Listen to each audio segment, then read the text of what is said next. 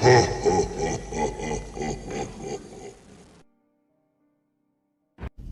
is the way. This is the way. This is the way.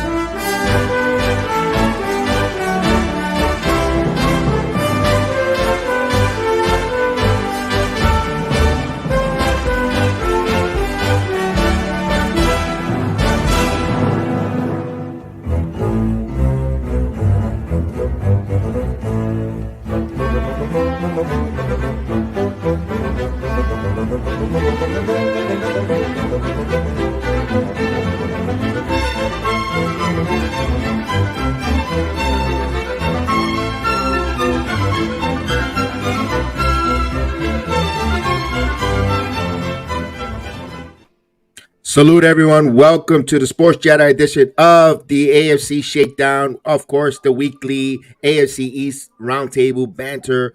Good talk here with amongst our rivals. Salute everyone. Happy holidays. Let's go around the room and say hello to everyone. Let's go down to the south to Miami. Mr. Curtis. I know he's not in Miami. He represents Miami. Salute, Curtis. How are you? Doing good, man. Doing good. I'll let you know after this Ravens game. I'm getting a little on edge. 2 big games coming. So it could be very beautiful or very ugly. But I'm doing good for now. All right. That's great. Let's go over to the Detroit. But the man, the Mafia Nation member, salute Mafia Sports, Tommy. I know a little under the weather. How are you, pal? Yeah, had my better days, man. Just woke up this morning feeling like garbage. So it is what it is, man. But I'm here for the people. Here for the people. That's great. And a man who don't need his introduction, but he's known for his raving rants from the Bronx, representing the New England Patriots. What's up, 411 Trevor? What's the 411? How are you? I'm fine. That's a record, but but we're good. I'm still having a good time. I'm feeling good right now. It's the new year, so I'm pretty excited for what's to come. But yeah, let's do this. I know, man. New year.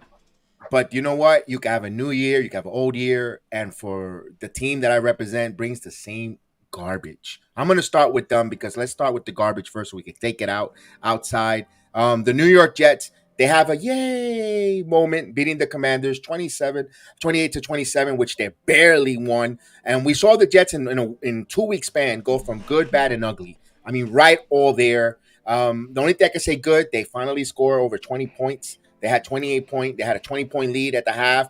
The ugly, the defense just continues to fizzle down the stretch, as we see that in the next game against the Browns. They also put a nasty whipping. They allowed 37 points to Joe Flacco, out of all people. I know it's Flacco. I know I call him Flacco because that was a fluke. And I'll get to him in a second. And the ugly is that the damn owner says he's bringing back this disgusting head coach again with the way they finished the year off like crap. Again, 2 years in a row. Salah. Look, if there was no Aaron Rodgers, by his record and the play on the field or the results, his ass should have been terminated. We should have been having a interim head coach to finish out the year. Yet again, that is the ugly Woody Johnson. You continue to be ugly. I don't know what, because when we were kids, we used to use your products to baby powder them to take away the stench on our butts but man, you suck, man. I mean, I don't know. I'm gonna go right to you, Juan. I mean, Trevor, excuse me. Salute to Juan, by the way. We want to say salute to him. He's gonna be on next week. We're always thinking about you, pal. So, absolutely. I'm gonna go right to you, Trevor. Living in New York, you saw how ugly this 2 weeks. I mean, my goodness, what a roller coaster. Can we just end the season? I mean, to be honest, it's at the end of the day, the common denominator is coaching. The coaching has been atrocious all season. In-game adjustments, especially in-game adjustments in the Browns game. Yeah, we'll get to that later, but regarding the Commanders game, to have you guys completely dominate the first half, literally a tale of two halves.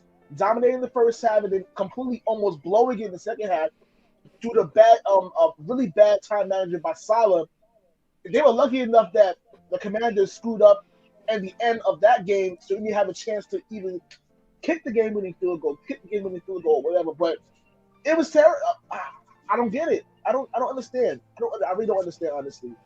It's, to me, what Woody Johnson doing by letting the fan base know 2 weeks before the season's over, you're bringing back Saleh, to me was terrible. It's a terrible move. It didn't make sense.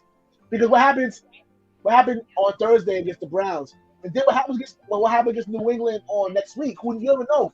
Depending on how that may go, because you know how Belichick loves saving his fiery best games against the Jets. I don't understand. But to tell the fan base hey, he's coming back, and after he deserves to be fired, it's, to me, just very disheartening. But other than that, I feel bad for the fan base as a whole, despite because I live here. I feel like they deserve better than what they're getting. You know what I'm saying? So it's unfortunate. I feel really bad. Oh man. That was bad there. You're looking at there, Tommy. You were mentioning, you can't, if you were to be spending money on betting, you don't know how to bet these Jets, because 1 week they look like world beaters, the next week they look like, oh my God, the worst team in football. It's like, what the hell? Looking from afar, where there is no care about them really, just looking at highlights and seeing them. What was your thoughts there? And then what's your reaction to the owner bringing back the head coach back? I know you like it because you don't have, now it's another pushover coach in the league, in the division.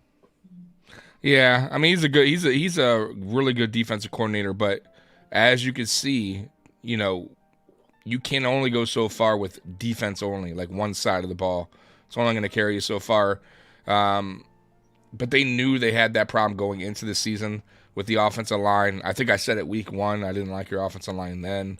That was a problem. It got really, let's be real. If Rodgers didn't get hurt week 1, he would have got hurt somewhere in the season with that offensive line. The fact that Saleh didn't go out and get, let's be real, I know you don't like Flacco, but Flacco was your maybe a good option for you, or at least a veteran quarterback out there, rather than play Russian roulette with your quarterbacks, knowing what you already have. And Zach Wilson, that was a huge mistake.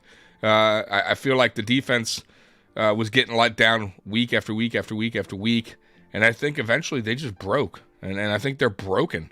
And I mean, look at that Commanders game. I mean, you guys are up big, and the defense just folds. And then Thursday against the Browns, it was a total shit show. There's no excuse for that.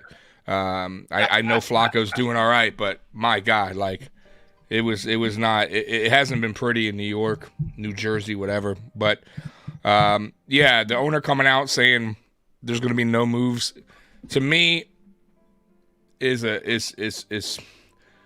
has to be discouraging for Jets fans, because he didn't have to say anything. He could have at least addressed it and said, hey, I'm going to address it in the offseason, and then at least think about it. Like, if it almost felt like your owner was just like, nope, I already made my mind up. It's not even a decision. It's not even a thought, an afterthought. So I think that's a mistake. And I don't know what you guys do moving forward, but even with Rodgers coming back next year, I still feel like your team right now is in a lot of trouble, especially with the coach. And who knows if the offensive line will even hold up for Rodgers to be healthy next year. So that's how I see it. I just feel like your defense just totally gave up towards the end of the season, basically quit. I agree with you. I'm going to go right to Mr. Curtis here, and before I give it to Curtis, because he loves to dissect the film and he sees it from the all 22, which I appreciate and I really enjoy his expertise. But I want to say this though, and then maybe you could agree or disagree with me, Curtis, with that. I think with Fluco, because I'm not going to call him by his real name, because he came here and he showed he didn't want to be on the Jets, period, last year. That effort he gave last year was disgusting. For him to see how he's rejuvenated and playing for the Browns and moving the football and playing well, it told us a big F you. I didn't want to play for this organization. I didn't want to play for Saleh, and that's what got me irate, because we couldn't guy in that, like you said, Tommy, get that veteran quarterback. And Fluco was one of those names because he was here, but his conduct, his attitude we saw on the field last year, felt like he didn't want to be here. So why go bring somebody who didn't want to be here, look like he wanted to go to retire, to come here? Like, I'm getting too old for this crap. A little Danny Glover from him. And I said, don't bring him here. Go get me someone else rather than him, because he showed he didn't want to be here. Now he proved me wrong. Maybe he just didn't want to be in the Jet organization. Curtis, give me the thoughts of the game, and maybe am I seeing? Talk me off the ledge with Fluco here. Your thoughts? Well, to me, I think that the difference is that offensive line. You had this garbage offensive line last year, the garbage offensive line this year. Now, the Cleveland lost both their starting tackles. I'm very impressed with what they're able to do. But they've got 3 studs inside. And, when it comes to if you're a highly mobile quarterback or a very smart quarterback, the exterior pressure is obviously always a problem. But it's that interior pressure that is really the major whammy. Now, Cleveland just protects him in the middle. If you look at I did numbers on some of his stats, and he's getting the ball out extremely deep, and it's not even like slow. It's kind of quick, and they're able to hold up even under the blitz. And so, when you're an older quarterback, you look at poor Matt Ryan getting his behind beat with the Colts and his behind beat with Atlanta. And so I don't think it was necessarily he didn't want to. I don't know. I can't read minds, but you could see how tough it is this year. It's worse this year than it was last year, but it was bad last year too. And so, if you're a quarterback, you need an offensive line. And if you're a guy like Joe Flacco, you need some kind of offensive line. And I think that's Saleh. I don't know. I don't know what kind of coach Saleh can be. I know I could probably take some of the best coaches in the history of the game and give them what Saleh had this year, and they would look like garbage. You can't have a bottom 2 offensive line and bottom, 38 quarterback, and then an OC who's, really not fit to be an OC, and then say, hey, go win us some games, So I just think Saleh has been put behind the 8 ball. I don't know. Maybe he'd suck if he had all the tools, but I know that there's not many coaches. I don't think any coach could be successful. Some more than others because they'd be better coaches. But there's no way with Selman and Zach and then this offensive line. I mean, Becton looks just slow and old, and he gets beat all the time. I told you guys that. It would have been, if they didn't lose Vera Tucker, if they didn't lose Connor, what's his name, McGovern at center, if they didn't have Brown come out totally depleted, if you watch the Dolphins, they can take one tackle and you could protect him. You could have had him play right tackle with his failings, and you could have had everybody kind of going a little bit more one-on-one and helped him out. But he's been asked to play left tackle, and he just can't do it. And you have nobody who can, with my Dolphins, Tehran goes one-on-one and just sends the help down the line of scrimmage. There's nobody there like that. I just think everybody's screwed on the Jets offensively. And I don't know if it's a good move, a bad move to bring them back, but you locked in with Rodgers. And so I don't know. I don't really get too hard down on Saleh because I don't think anybody could succeed with what they got. Look at Flores. I had the 45th best offensive line of football and 3 OCs in 21. I mean, he got 9, almost 10 wins, but it was a little bit better team, I think. Maybe I don't know. But isn't that Saleh's doing of hiring the OC that you say is no good? I mean, I think it's the GM. I think it's a GM. Okay, then he set him up to fail, and they work together. So the GM and the GM and the coach probably should go that if that's what's going to happen. And by the way, a coach can fire a coordinator. Yes. You saw it in Buffalo. So why not let him go? Why? Because it's Aaron Rodgers' buddy. He's the one that wanted him in here. That's the reason. Okay, so that's on Saleh. Saleh's a head coach. It goes by what you do. You're the leader of the team, not your quarterback. I know I get it. No, you got to sometimes do things that don't make everyone happy. Sometimes it's not going to be a popular opinion, but you can't just let Rodgers run the show. One, he hasn't even been on the Jets for one game. It's not like he's been there his whole career, and they're like in Green Bay. I get it. Fine, he's been there forever, his whole career. They're gonna, the GM's gonna cater to him a little bit. But damn, he just got to the Jets. How is he gonna like say what he wants right away from your head coach? Like, I don't know. I don't like that. And I don't know. I think it's a mistake. I personally think Salah's I think the GM, the owner, the GM, Rodgers, and Salah. That's what I think the hot pecking order is. I agree. Yeah, I agree. I think it's just set up to fail. But here, one thing I want to give you, though. You can't excuse the offense coordinator. You can't excuse the general manager when the team comes out flat every game and under Salah's tutelage. They always come out slow. You could see how many times they don't score first quarter touchdowns. I understand he isn't the one that does the offense, but the team looks so unprepared. The self-inflicting penalties. And what is he doing as a head coach to make that change? Holding people accountable, and putting his stamp or his aggressiveness as a head coach there. When you see him at the sideline, he looks like a deer in the headlights when something goes wrong.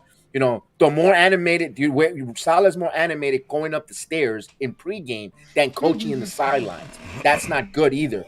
So he has to, at the end of the day, his reputation and record is at stake along with Douglas. But man, there is no adjustments. When have you said, even in that Commanders game, you're up 20 to you're up by 20 points. No adjustments. You let them walk in there and he's there.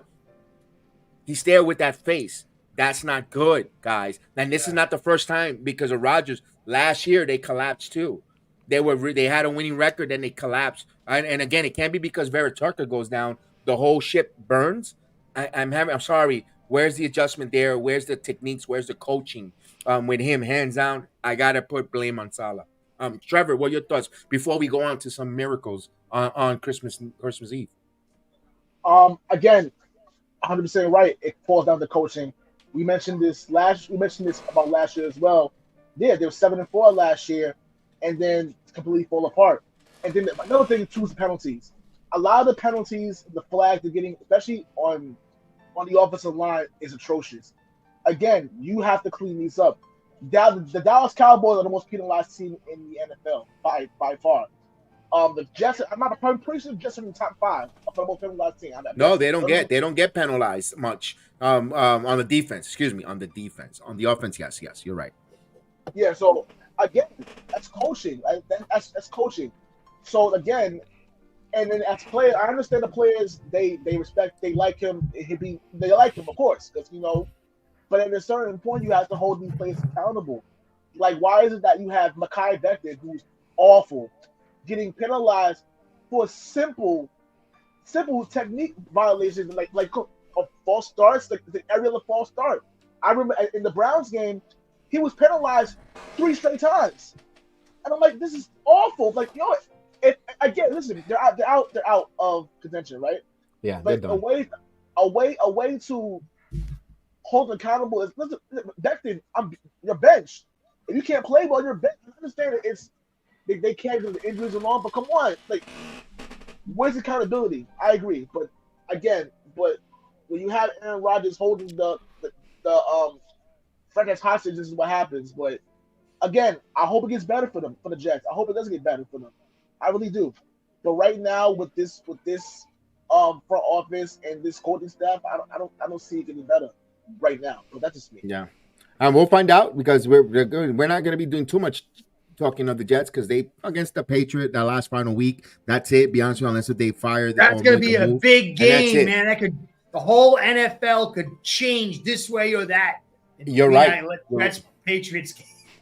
And if we're Jets, we're hoping for a Christmas miracle, a New Year miracle, matter of fact, because the Christmas miracle happened in Denver as we jump into Week 16 for the Broncos hosting the Patriots, where we see New England pretty much knocks and derail the playoff opportunity or aspirations for the Broncos here. I'm going to go to Trevor. I know for tanking reasons you wanted the other way around. I mentioned be careful. The coach and the quarterback wasn't working out. There's a lot of bad blood, and later down the road it comes out. Your thoughts there on your game on the Patriots? Well, first things first, the last 3 games, including the Pittsburgh Steelers and the Kansas City Chiefs, even the Denver Broncos game, we could have realistically won all 3 of those games. They played well in all 3 of those games to where they could have won all 3 of those games. The Kansas City, especially that's in the Chiefs game. But for me, I like how they were literally like on a. I mean, I like how Zappy was able to move the offense. I felt like the defense played, like especially in the first 3 quarters of the game, they were pretty much lights out. They made things very difficult for Denver to move around. But overall, I was able to see, even though again was depleted in the running game, but they doing the simple things. They did the simple things correct, and it was good to see that. I'm not gonna lie to you, even though for tanking reasons, I do want the top 5 pick, but at the same time, I want to see my team win too. Like, so I was happy either way though. But and then in the fourth quarter, where Denver started to make a comeback, and I figured out, okay, they're starting to get tired up. They're starting to make the adjustments now, which I don't understand why Sean Payton. Again, that's a whole nother story right there. That I think when they did Russell Wilson was hard, when they did Russell Wilson. But overall, I think it was a great performance. I'm happy we got the win, and I'm pleased. I'm pleased with how they've been playing so far. Yeah, I'm going to go right to Curtis. Curtis, you see that game there, a shocker, because not only that, it helped everybody in the AFC, it helped you guys get closer to a postseason berth, as well as keeping Buffalo and putting them in good position there. Huge loss and a big compliment for an AFC rival going out there and doing the work, putting the work there, helping both of your teams, Buffalo and Dolphins. When you saw that game, shocking, not shocking, and the quarterback turmoil and head coach in Denver. Well, I didn't watch the game. I was like flipping on, looking back, looking at the scores, and I was surprised that they won. But what I was really surprised with is that Wilson and they're moving off of him. I mean, I heard some people saying, I forget what his name is. He's a big time film evaluator. He's been doing a long time. Cosell, I think, and he was saying that Wilson's shorter and they love to go down the middle. Peyton loves to go down the middle, so that's why but they had Breeze who's short too. So I don't know what the deal is. I don't know what's going on. It must be some kind of personality issue going on there. Some people say he's too Mr. Positive, and Peyton is like kind of hardcore. But it's like a $35 million cap hit they're going to take next year. So, I mean, it's great in one sense because you got a team that's saying, okay, look, I got the coach that I want. This is our most expensive player. What? We traded everything for him. Now you want to get rid of him? All right, we'll back you. And so I think that's great because it says to all the coaches out there, hey, you know what? If you got the right ownership and the right backing, the players aren't in control. Maybe they can trade him, get a little something for him. I think that's would be the plan. I don't know if they're going to cut him outright, but I was very surprised. I thought Wilson started coming on. You look at his stats and they're very solid. So there's got to be something underneath where like the team doesn't like him. The players may be a little sick of him, something about him. Because he seems like ever since he married that girl, what's her name? He seemed to turn into like a different kind of person. He became like this like plastic person. It's like really weird. It's like, he just got this like blank stare on his face. He's like, I don't know. There's got to be something very deep beyond football. I'm sure there's a little football attached to it, but I was like, what? I thought I was drunk or something. She's taking his soul away. Yeah, I think so, man. I think that guy. You ever see him? He's just like, he's got this body snatcher look on his face. So I just think Peyton, just something about him Peyton doesn't like. But that's a big hit. I mean, you're talking, you lost 2 first rounds, 2 second rounds. You gave a couple of players, some back end picks, and then you lose $35 million next year. And now you got to go find a quarterback. So this must be a long-term plan, which is interesting. I really like Peyton, but I can't believe that. I mean, just think about you got Wilson and Winston. What total disasters. And I had so many people telling me, get rid of Tua, do everything to get these 2 guys. And look at them. They already bombs already. So anyway, that's my take. No, that's a good one. Good take there. And with that quarterback throwing over the middle, he is Drew Brees, pretty much almost the same size and stature. So for him to say that kind of comment, you're trying to say you want him to play like Drew Brees. The intangibles are different. Although size-wise, maybe structure-wise, but play-wise, they're 2 different quarterbacks. Wilson and maybe that's a disconnect there, or maybe that there. But Tommy, let me hear your thoughts on that Christmas miracle, because it wasn't Festivus for the Bills. It was a Christmas miracle because you guys leapfrog into good position. Yeah, a lot happened over the weekend in our favor. I believe the Colts lost. A lot of teams lost over the weekend. The only team that we really needed to lose was the Dolphins. But they got a tough match. It's all right. You got a tough matchup this weekend. But I told you guys. I think I predicted 23-20. I said the Patriots would go down and score a late minute field goal, and that's exactly what they did. I just think that Denver team is. I think that he got in there as a head coach. He didn't trade for Russell Wilson. And I think he inherited it, and I don't think he is happy with it, and that's why ownership it probably decided to cut ways, or they're going to cut ways with Russell Wilson and probably take the hit. I don't know a team that is going to be willing to trade for him with that kind of contract. I just don't see it happening. They're going to have to eat 30-something million. And what's crazy is, and I'll tell you what's crazy is. And I could see a good spot, and I know you're not going to like this, Trevor, but I think you could sign Russell Wilson to a fairly cheap deal. Because he probably would sign at a fairly cheap deal because he's already getting paid the $30 million that he's owed.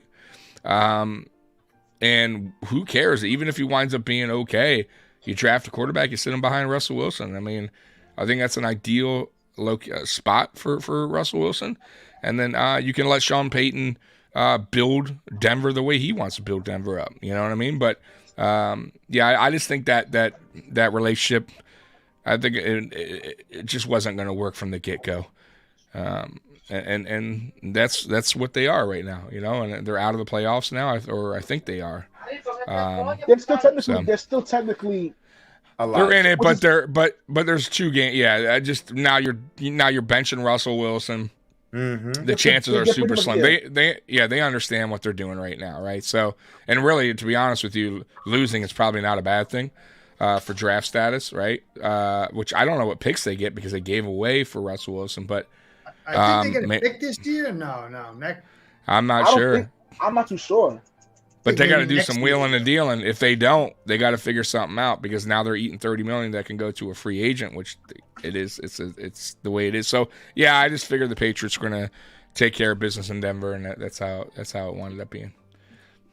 I want to give thanks to Scott for the super chat. He said, "Happy New Year. Love your taste, guys. Tommy, always get well." Shout out to all the friends in the chat. Yes, the chat, absolutely.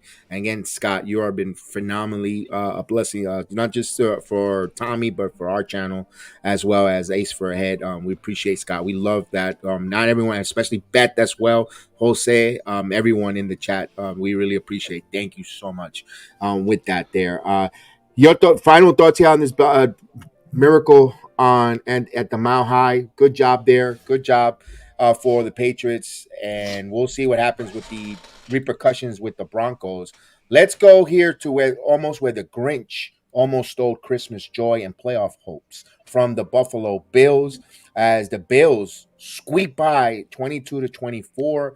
Tommy, this game was close, but I know you were calm, cool, collective, like you are, styling and profiling in your bathrobe. Tell us about this game. Yeah, it was sloppy. Turnovers. We lost the turnover battle. We lost time of possession. The Chargers, really, if you look at the stats, team stats, they should have won the game. They're actually the better team that day. But ultimately, I feel like the defense did their job when getting put in bad situations with the turnovers. So they held them to 3 points most of the time on those turnovers, I believe twice. So kudos to them for at least stepping up for the offense. But Gabe Davis, there was a Gabe Davis sighting, which was awesome to see. But once again, he's like the Bills. You never know what you're getting week after week. But the Chargers, I will say this, the announcers were saying, like, in that game, that they were showing different looks that they weren't showing all season on both sides of the ball. So maybe they just caught Buffalo off guard a little bit with the new coach, with the new play design. But still, I think McDermott, you need to adjust then.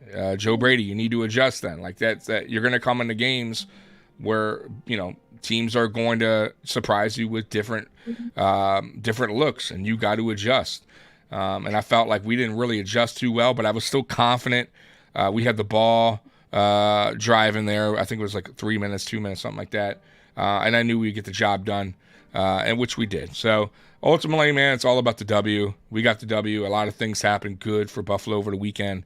And now we play the Patriots at home. So things are looking good. It wasn't pretty, but I was happy with the W. Indeed. I'm going to go to Curtis. Curtis, if you could say Chargers played very well against the AFC East this year, beating the Jets, almost beating Buffalo, almost having that near victory against the Miami Dolphins. Best game since week 1. I know I didn't really watch too much of it, but it looks like by highlight-wise, that was their best game since week 1. And I always tell you, those interim head coaches, they kind of spark a team. But kudos, it showed me Buffalo was more hungrier, wanted that playoff push. Good job on them. But give me your thoughts on that there. Seeing them week 1, I think that to me, that was their second best game of the year. Yeah, I was really, really impressed with that quarterback. He had a lot of mobility. They really pressed. And I was so surprised. I missed like the first 10 minutes of the game, and I emailed Tommy. I'm like, Tommy, what's going on? I didn't catch it. I was taken back. They just looked kind of tired. They didn't look in sync. The defense held up really well. The defense, again, that's a strength of this team for the Bills, is the defense. But that quarterback was pretty good. He had opportunities. There was a couple of drops by their Charger receivers. This could have been a game where the Bills lost. I don't put a lot into it. I was very surprised. But they had a big game the week before, and they went on, the West Coast. And so, I think if you see another struggling game against the Patriots this week, it will be a concern because they need consistency. And I was a little surprised, the run game. I don't think Tommy, did he stick with the run game? I don't remember him running the ball like he had in previous weeks. It looked like he opened up more with a passing attack, and it just seemed like even Josh Allen, his arm. I don't know if his arm's 100% because he had that one pick. He fell short. He's off the injury report officially, so I think he's fine. I just think Allen likes to throw an interception per game. It's the way he does. But James Cook had 20 carries, so I don't think it was a lack of not giving the ball. I think the one thing most fans wanted to see, or something. I mean, no. What fans wanted to see? No. What fans wanted to see in this game, what we did so well against the Dallas versus the Cowboys, was get the backfield involved in the passing game. Get James Cook going in the passing game. We didn't do that. We ran the ball 20 times. Leonard Fournette, by the way, looked pretty solid for. He did. Yeah, so I didn't mind that, but we need to get our backs more involved, especially Cook in the passing game. And I felt like, and I told you guys too, going into that game, I kind of felt like they were going to work on some things, and it was going to be for more of the receivers to try to get them back into the groove of things. And it's still not right. I still feel like since Dawson Knox's return, going to 12 personnel is just not what we do but well. We need to go back to 11 personnel. We need to open up the route tree more for Dalton Kincaid. You can see Dalton Kincaid's numbers are dwindling ever since Knox returned again. So we got to get back to what was working and figure out what you do with Dawson Knox. But we'll see what happens. But, these are – I will say this. These are lessons learned for Joe Brady. Like, he's still kind of working – he's still fairly new at this. This isn't his offense. Let's be real. He's kind of taken Ken Dorsey's offense and he's just kind of molding it into his in a way, but it's still a Ken Dorsey offense. It's just called differently. So I feel like if Joe Brady gets the opportunity in the offseason, he'll make it his own, and we'll see a different Bills offense next year than what you're seeing this year. But right now, it is what it is. All right. Tommy, you're going to stick with us because you should lay down. If you want to continue, you could. You good, Tommy? What? You good? You're gonna tough it out, or you're gonna bow? No, I'm gonna bounce, fellas. I'm really out of it. So, chat, everybody, appreciate you guys once again. I'm sorry I couldn't stick around. I tried. Don't worry, Curtis, Tommy. Feel better, I love you, buddy. Trevor, feel better. Happy New Year, pal. And feel better in the New Year, pal. Have a kick-ass show, guys. Bye. No problem. So that's Tommy, of course, from Mafia Sport, Go not Bills, under the go weather. Bills. And he'll get back. He'll be back better than ever. And we'll close out that day. Go how the Grinch almost stole Christmas from the Bills. And of course, we go into a big showdown, the Fraudulent Bowl down in Miami. Oh, that's not it. Where we get at South Beach, the Cowboys. How about them Cowboys going into South Beach there, going to Tootsie's the night before and falling short 22-20. Curtis, Oh my God. That was crazy. You win one. If you win two, the division is there for you. Give me your thoughts there on the Fraudulent Cowboys, seeing them up close and personal. It all came down to the fullback fumbling on the goal line right there. I mean, just the play before, Elliott, the safety, man, made an incredible tackle and saved it for like half inch. I'm like, that's no big deal. And then all of a sudden, the fumble. And that was really the big difference. You know, the Dolphins really played hard. They ran the football a lot, weren't uber effective. Tua made some very quick, crazy fast pass. I think they had 1.83 seconds per pass on when they were clean. That's insane. And he had a couple of big throws in there. He got to Waddle, but Waddle got injured, and that really hurt us. Fangio's defense was phenomenal. Again, you know, they usually open up weak. You know, they'll give up like a touchdown or two on the first two drives, and then they lock it down. And we were just able to get after them. And they weren't able to put things together through like the second and third quarter, which was a little weird.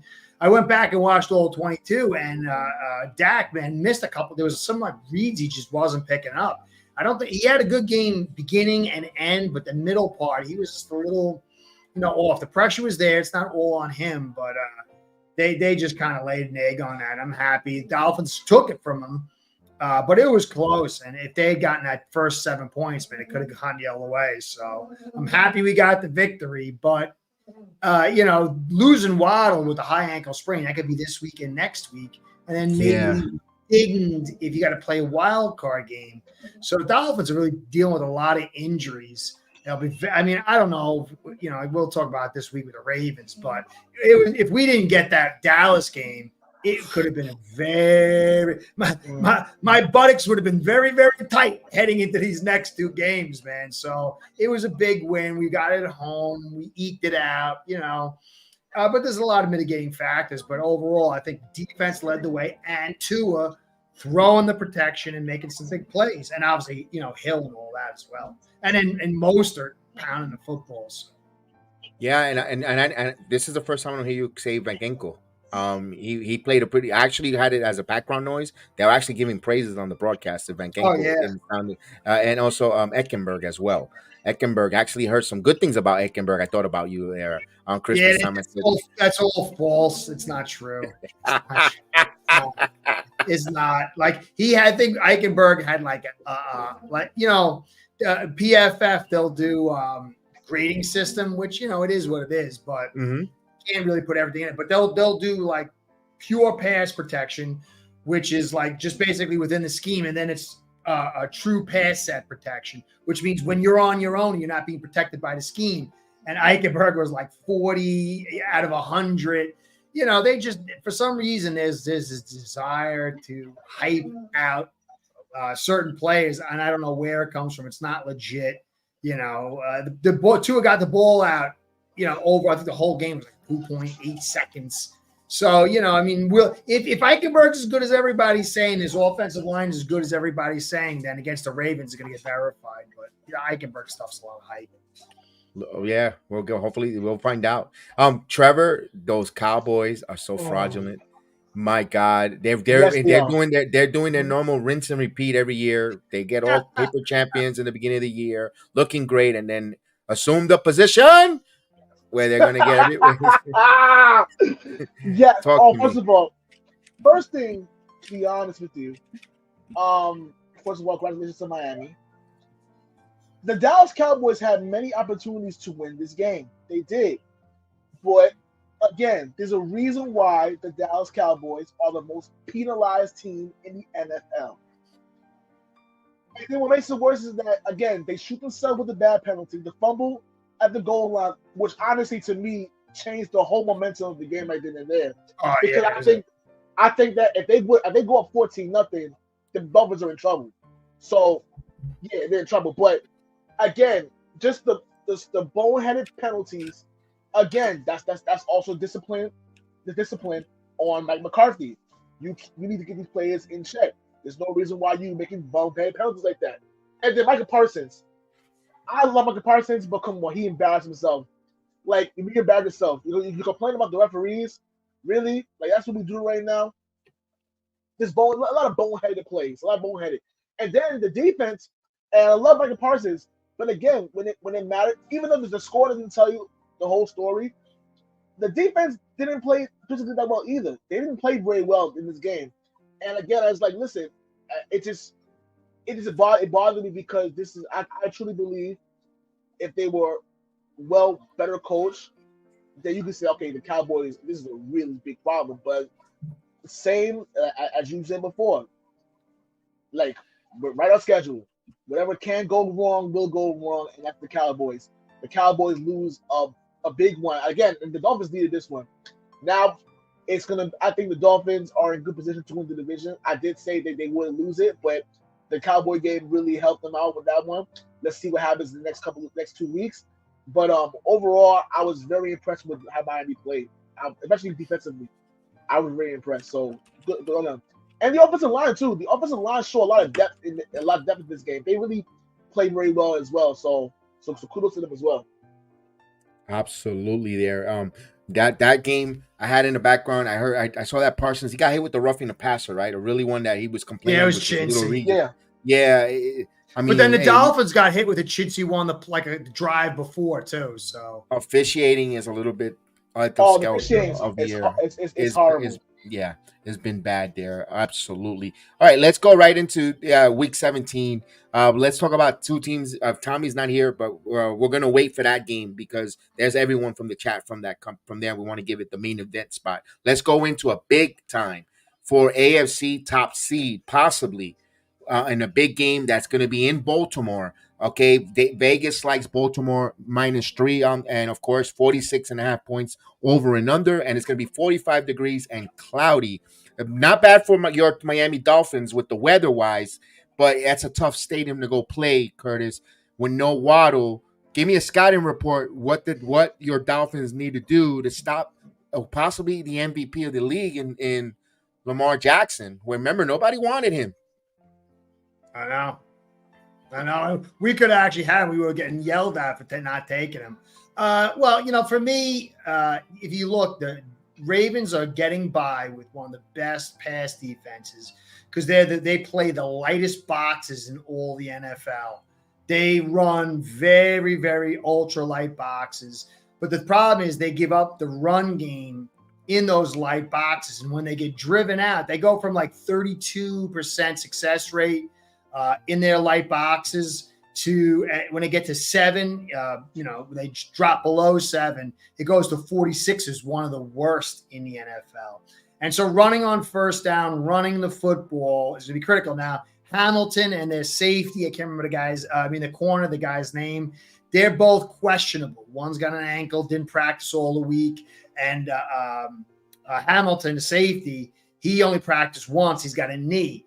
I personally think they're going to shoot everybody up to try to win this game because if Baltimore wins this game, I think they lock up the AFC seed, and then you can give those guys 2 weeks to off. So, but if they lose this week, then they're going to have to play next week, and it's a problem. So I think they're going to shoot everybody up. I think they had them play limited practice this week. But if not, the Dolphins are going to have to run the football on first down, run against those light boxes. Mostert's unbelievably physical. You got Tehran. They got a very good front, Clowney and Awe, and the two huge guys. One guy's 340 inside. And so my personal opinion is, look, Fangio's going to do good with his defense, and they're going to have to contain Lamar. Lamar can make a few mistakes, but, he's going to put points on. It's going to come down to, does this offense generate points against that defense?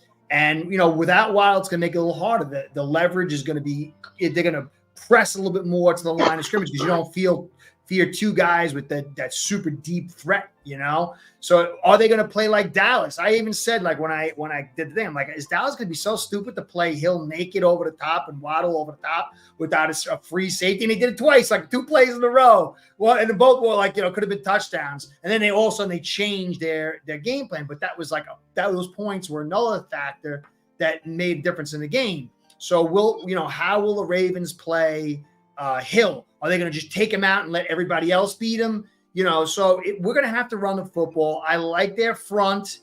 I like their linebackers, where what they do is they get the time to throw a little bit higher than usual. They don't blitz a lot, and they don't even have great pressure, but they cover so well that they get you in off-schedule plays, and that's when they get the sack, and then they get the hit and the pass defense and stuff like that. So it's going to come down to the run game of the Dolphins.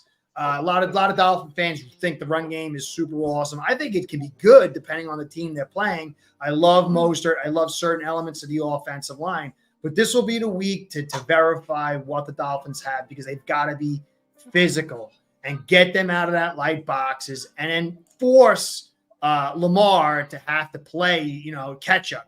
If he's playing ahead, it's going to be difficult. So that's my, but Tua had like a quad injury last week and a thumb injury.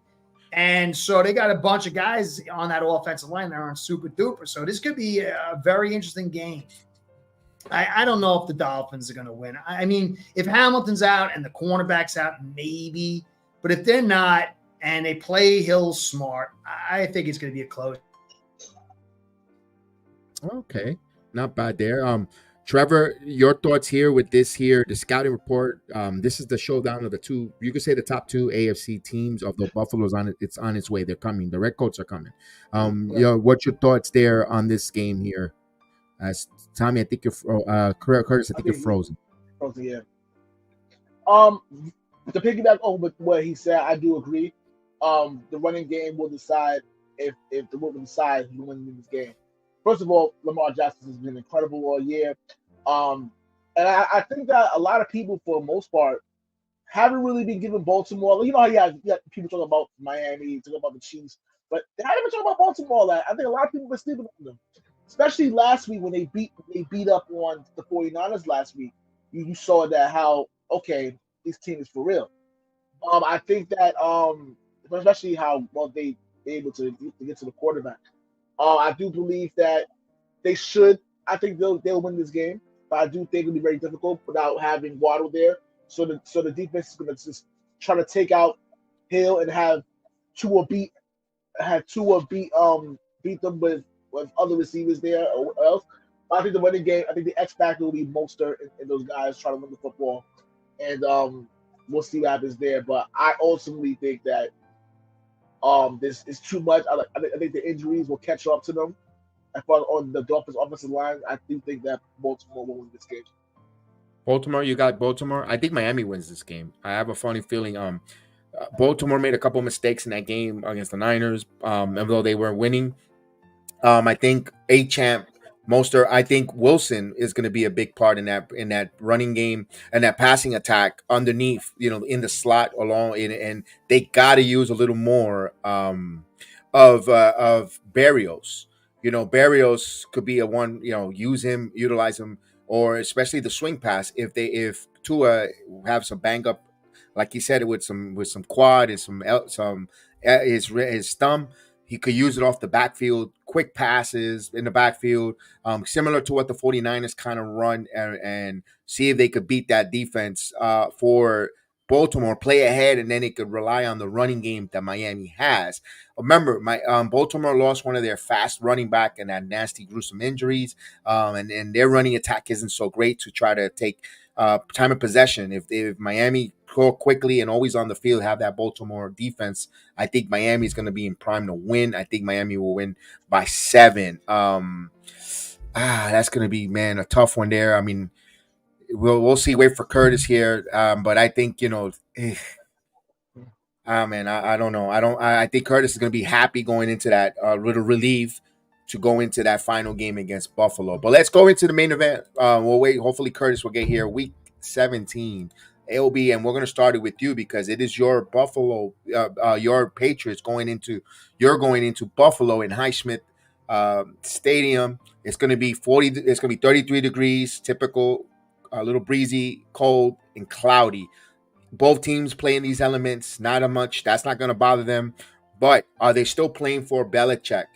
Are they playing for jobs in like I told you, be careful. It may not be just for Belichick, but they're playing for their careers, NFL careers elsewhere if they're not going to be there in New England. So dangerous game.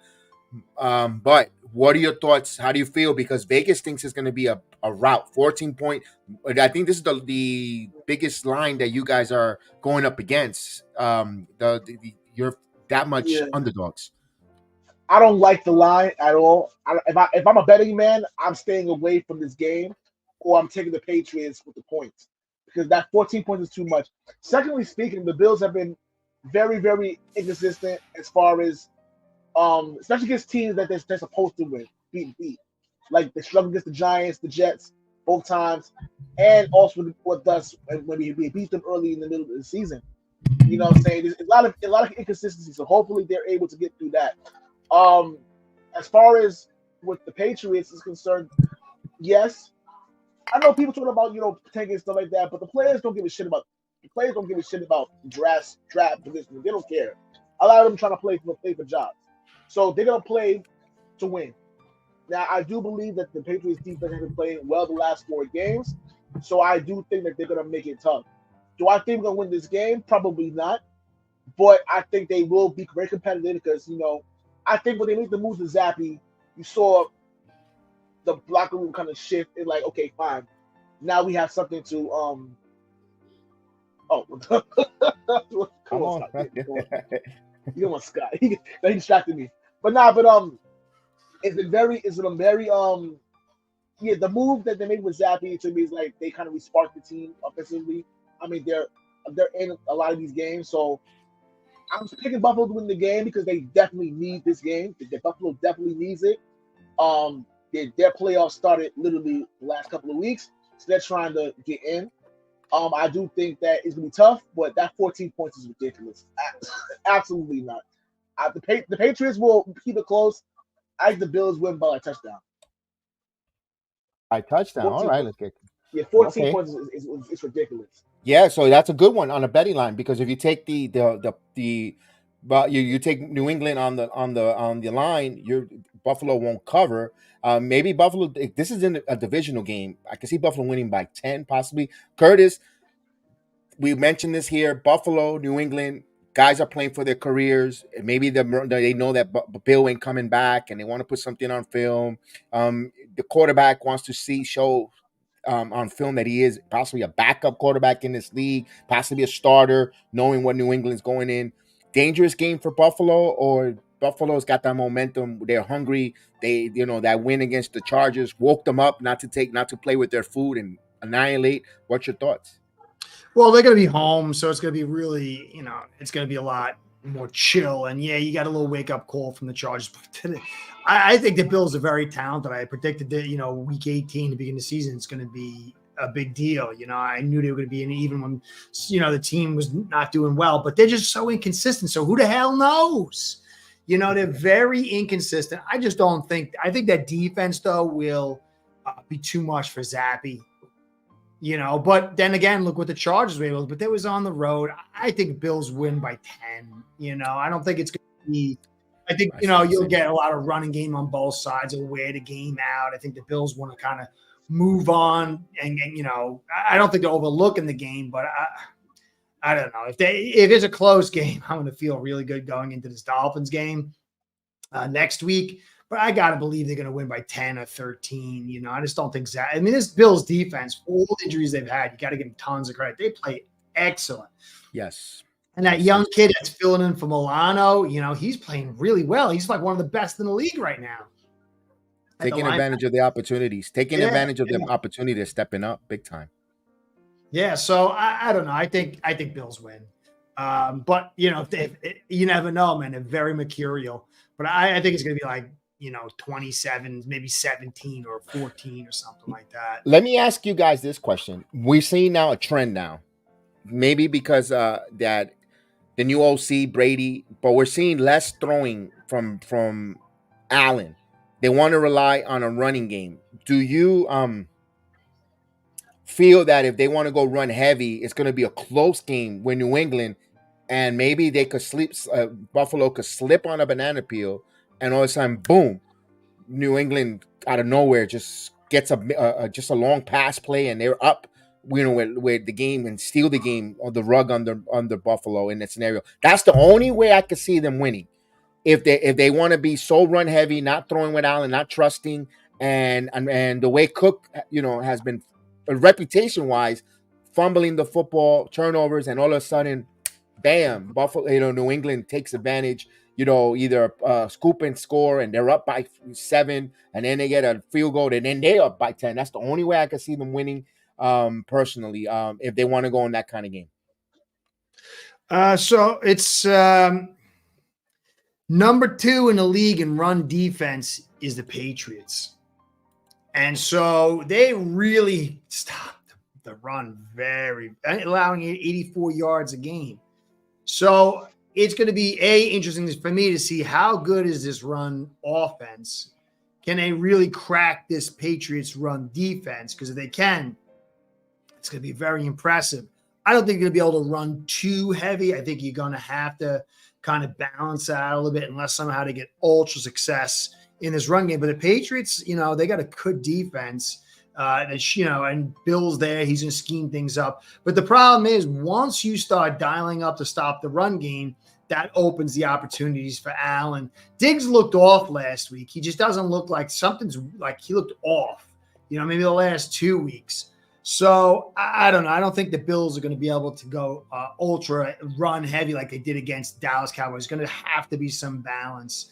And so it'll be interesting. They've got still talent in that safety department. They got some talented linebackers. I don't know what the injury situation is. Once they kind of fell off the map, I stopped really paying attention. I was monitoring, right. Throughout the weeks. But, I don't think it's going to be I think it's going to be more run balance. I think they're going to try to get something going. But Allen doesn't look himself. He looks a little off. Too, he comes up with some amazing plays. He'll do some on his own. It's amazing. It's amazing. But then there's other things. He just doesn't seem to be in rhythm. So it's going to be a very interesting game. I'm actually watching this one to get, obviously some early views of the Bills before I meet up with my Dolphins. But there's a lot of interest in here. But I got to believe they're going to win by 10-13. Yeah, okay. I think Kincaid, keep an eye on Kincaid. He's going to probably be a big X factor for Buffalo if they're going to go in the passing game, blocking him, freeing out up in the center, up the middle there. And I mentioned, you were off stream, I think Wilson for Miami is going to have a big game for if they use him in the slot a lot for Miami. I know you wasn't on when you had your technical difficulties, and I also think they should use Berrios on a swing and use him if Waddle's not going to be there, because he is a lot of speed, short passes similar to the 49ers, an attack there, especially if Tua has a calf and a thumb injury. I mentioned that. I wanted you to hear that from me there, but I think Buffalo wins this game in a close one because he's in these divisional games, the home field advantage, the crowd propel. But if you're a betting man, I will go with New England. But all out in the money line, take Buffalo, in my opinion. What did you think about the Dolphins? Did you think they're going to win or lose against? Yeah, I said they're going to win against the Ravens. No, I feel they're going to win because Lamar didn't look so great against the Niners, even though they won. Kind of certain mistakes there, and I think Miami's going to wear them out with the short passing, keep the defense on the field, and I think no running attack. They do have a goal, but they're missing a couple running backs. They lost one of their fast running backs on that gruesome knee injury for the Ravens, and I think Miami with Champ and Mostert, if they're ahead, they could pound the football, time of possession, and just take over on that there. That's why I like Miami with the edge. I think Miami's a more offensive and more better all around team, although they have the MVP there in Lamar. But I just think Miami right now, I don't think they're going to look ahead. I don't think that it's going to be indicative of the coach. They're not going to look ahead to the Buffalo Bills. Even, you know why? Also, everybody knocks it, but I'm going to tell you why they're focused, because of the damn Hard Knocks. I think they're going to be focused. Yeah, this is going to where the Hard Knocks is going to be a positive because they're going to be recording and talking about that, and that's going to be in their head. We can't have a letdown game, and I think that's going to help them focus against I like the that. Ravens. I like that, Kev. Yeah, that's just my thought. I'd be very impressed if we won. I mean, I will be too because it's going to be cold, and I think this is the year where a lot of stereotypes are breaking down the walls. And that stereotype Miami can't play really in the cold. I think that's going to be going about at least for that weekend. It's just I don't know. I just have a funny feeling. I kind of wanted, and to be honest with you, and what will make compelling storyline, Miami loses, so they're in Buffalo is for the AFC title game, the AFC East game. It will be compelling, but I just got a feeling Miami is gonna just win that game. That's just being realistic. Yeah. Trevor, are you ready? It's time. I said, are you ready? It's time for the Trevor rant. Ladies and gentlemen, boys and girls, children, all ages, Sports Jedi Network brings to you the Trevor rant. Yes. Well, last week, I had a rant about the NBA. And this week, I have another rant about the NBA. And NBA content creators in the NBA media. Let's be honest, NBA. The NBA media wants to be the king of the United States as far as like sporting wise. But I'm not news to you, NBA fans. You will never, ever, ever surpass the NFL in popularity in the United States. Never, ever. And I'm going to tell you why. The ratings are down in the tank. The ratings are in the tank because, one, the regular season is happening. No one gives a shit about the regular season. The fans don't care about the regular season. The players don't care about the regular season. You had an in-season tournament that garnered interest and incentives for them to care. But that's not why I'm coming at you again, NBA fans. Load management is killing your league. Load management. So the reason why I'm saying load management because you have these players. A lot of these players don't play back to backs. And then you're wondering why they're all injured. Everyone's getting injured because their bodies aren't conditioned to an 82-game season. People if you look at the early 2000s, people play 82 games, 82 games. Now you'd be lucky to see star players playing 60. Like, for example, Victor Wembanyama, the phenom, the one that the media just glazes all the time, Victor Wembanyama. Why is he load managing? He's 19 years old. There's no reason why a fucking 19-year-old should be load managing in the NBA. There's no reason why. There's no reason why. And then you're wondering why people aren't watching the regular season games. Don't care about the regular season games. And I seen this stat. Christmas Day, the NFL started doing Christmas Day games a lot more over the next Christmas years. It's a staple of NBA. Staple of the NBA games on Christmas Day. When you average 2 million views a game, it's not gonna cut it. When you have the NFL drawing 10 times your numbers, they should tell you right then and there, you're not messing with the NFL. And the fans have spoken. Again, worry about your league. A lot of problems in your league. The players do whatever they want, and it's suffering. The fans are getting tired of it. It's ridiculous. There's no reason why you're 19, 20 years old and can't play 82 games a year. I'm sorry. I'm sorry. I can't do this. The NBA media needs to humble themselves. Stay in your lane, and stop trying to be like, oh, we're more popular than the NFL because you never will be. And I'm tired of it. I'm sick of it. I'm sick of all this load management bullshit. Like the coddling, the entitlement of these NBA players. For what? Come on, stop it. I'm tired of it. All right, there you go. That's the rant by Trevor. Famous rant there. Yes, indeed. Tommy, Curtis, you have any rants you want to get off your chest there? Nah, I only have my rant if I win or lose next week. That'll be my only rant. I'm holding it all together for that one. I've got more. It's not a rant. It's more of appreciation. Appreciation for everyone that support the channel, not just here for Tommy, for Ace Per Head, for here. Also, follow Trevor on the Facebook page as well, because always keep in touch with everyone across, and that's why I'm faithful and appreciative this year on 2023 to meeting everyone, from Scott, from Jose, from from Beth, everyone up and down in the chat. We really appreciate it. And it's been a pleasure 2023 working with you gentlemen. You Curtis, as well as Trevor. You say Happy New Year to Juan for us as well. We're always thinking of him. I slipped up calling you Trevor, but we're thinking of him. And especially, we need to put an ABP out for Captain D. We're missing him as well. We don't know if he's okay. So absolutely. So thank you guys. You guys rock. You guys are awesome. We're gonna grow this. That's why we ask you guys to share and subscribe, no matter whose channel.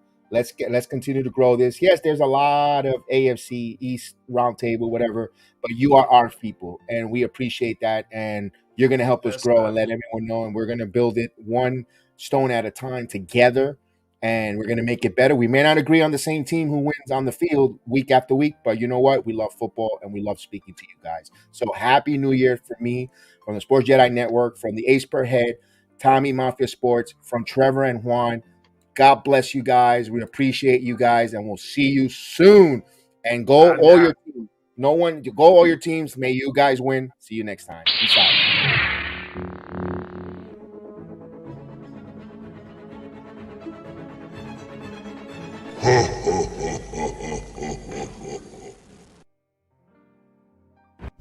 This is the way.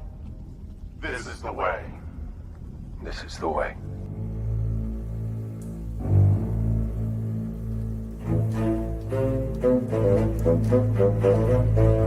Thank you.